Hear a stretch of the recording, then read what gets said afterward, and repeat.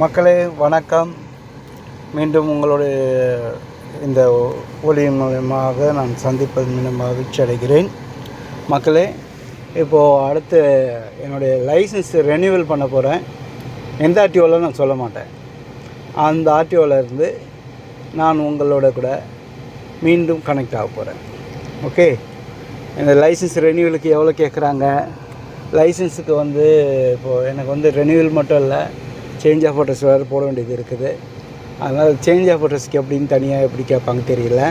ஏன்னா ஏற்கனவே நான் லைசன்ஸுக்காக போன முறை லைசன்ஸ் ரெனியூவலுக்கு போனப்போ நான் என்ன பண்ணிட்டேன்னா, டைரெக்டாக போய் ஃபார்ம் எல்லாம் ஃபில்லப் பண்ணி கொடுத்து நான் லைசன்ஸ் எடுக்க போனேன். ஆனால் அப்போ எனக்கு கொஞ்சம் லைட்டாக அலக்கழிச்சாங்க வச்சுக்கோங்க. லைட்டாக என்ன கிளியராகவே சொல்கிறேனே. நீங்கள் எந்த புரோக்கர் மூலிமா வந்தீங்கன்னு கேட்டாங்க. புரோக்கர் கிடையாது சார், டேரக்ட் சார் அப்படின்னு. டேரெக்டா?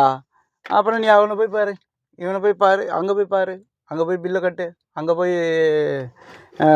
மெடிக்கல் சர்டிஃபிகேட்டு, அப்படி இப்படின்னு நிறைய ரூல்ஸ் எல்லாம் போட்டாங்க. அதெல்லாம் ரூல்ஸ் தானே வச்சுக்கோங்க, அது தப்பு இல்லை.